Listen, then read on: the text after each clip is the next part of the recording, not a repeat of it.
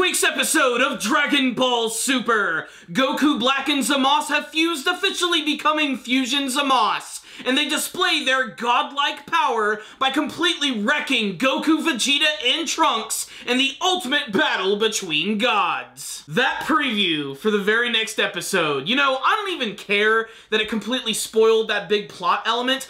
I am so excited for the next episode. I'm gonna save my thoughts for that at the end, and I'll put up a spoiler warning, as I know a lot of people probably don't like to watch the previews, and in many ways, it might be better not to watch the previews, because next week's episode of Dragon Ball Super is just going to be freaking legendary. So first things first, did anybody catch that Android 8 cameo? I really appreciated that. He still exists in the post-apocalyptic future of Dragon Ball. I don't know, it just made me happy seeing him. That being said, this week's episode was basically just a display of Fusion ZAMAS'S power. And honestly, they do not disappoint. He's one of the most unique villains from the entire Dragon Ball series. And I love the fact that his attacks are completely different from stuff that we have seen before. And he pulls out all the stops. First and foremost, he goes through another minor transformation where he has this halo appear around his back, which is basically just a really nice visual, and it also just makes him seem all the more godlike.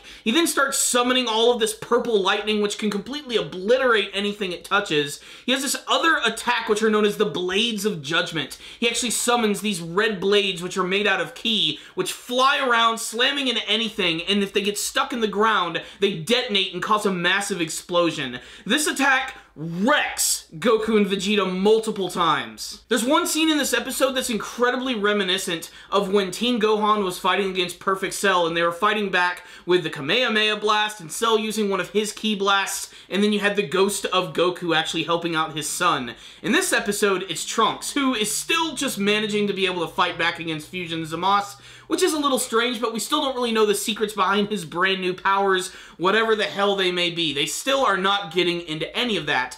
But he's fending off one of ZAMAS'S attacks, and then Vegeta gets in there, and they're both using the Gallic Gun technique, and it's just epic seeing the father and son work together. But of course, things are not going to be that easy. Hell, even Goku tries to jump in and finish him off with a Kamehameha Blast, but that doesn't work. In fact, that's pretty much how the episode ends, with both of them just launching their big attacks at one another.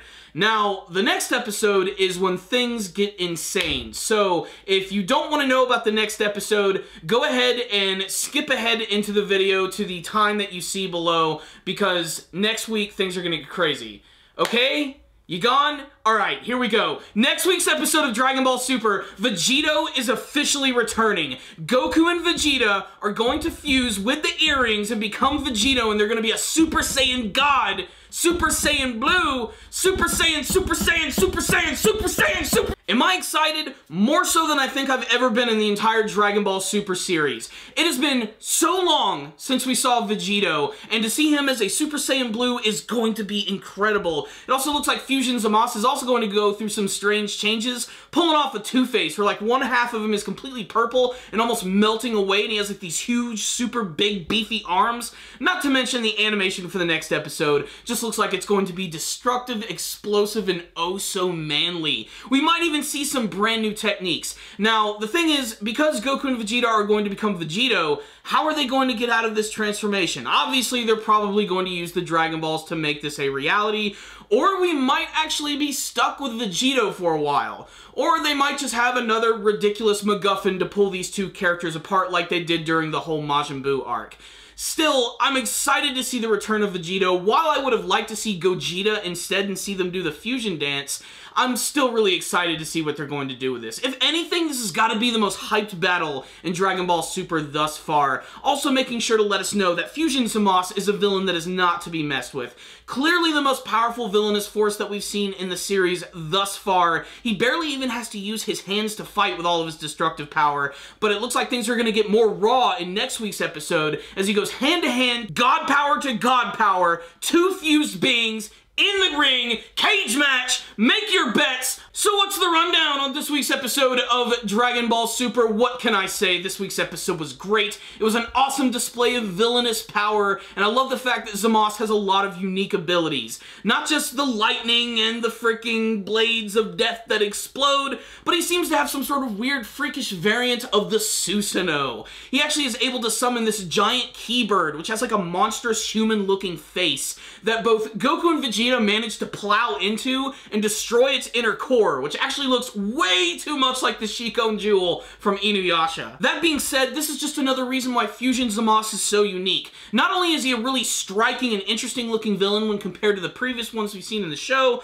but his power is just so unique. He barely even has to rely on his fisticuffs. Just this endless assault of ki attacks which can be used in a number of different ways. I'm really loving what they're doing with this arc so far, and the next one is just going to be nuts. Probably the best fight that we've seen from the series thus far. I mean, just imagine how it's going to go down in this massive apocalyptic setting. It's gonna be great. So this was a kick-ass episode of Dragon Ball Super, a fantastic display of godlike powers from Fusion ZAMAS, as well as building some pretty ridiculous hype for next week's episode, which frankly, I cannot wait for. I want to freeze myself in a cryogenic pod so that I can immediately get to the next episode. I'm that freaking hyped for it. So, I loved this episode. As a Dragon Ball fan, I just could not be happier. The production value was also getting a lot better in this episode, especially during the scene where Trunks was taking on ZAMAS and getting right up in his face with his sword, which got completely destroyed, by the way. Fusion ZAMAS just cracked his sword like it was frigging nothing and then just hit him point blank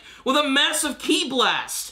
But it was so cool, and next week's episode's gonna be even crazier. So, this was a great episode, 5 out of 5 from me. Check it out, Dragon Ball Super fans! So, if any of you did watch this week's episode of Dragon Ball Super, make sure to tell me what you thought about it in the comments section below. What do you hope to see from the next episode? Do you have any theories as to how that's actually going to go down? For the rest of the video, here's a couple of spoilers, okay? So if you don't want to hear anything else about the next episode, just go ahead and leave the review or come back later, but make sure to give me a like, leave me a comment, and subscribe.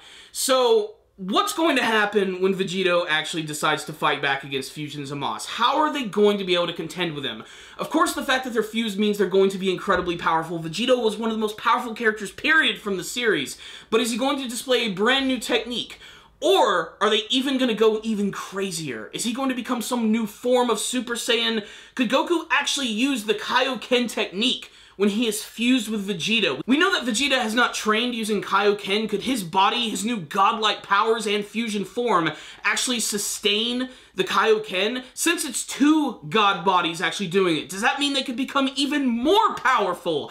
Just imagine the freaking possibilities here. We could be seeing something really crazy that we could have never expected in the Dragon Ball universe, and that's something that's always worth looking forward to. They always manage to increase the height of the ceiling. I'm hyped. I hope you guys are hyped, because next week's episode, it's Vegito versus Fusion ZAMAS.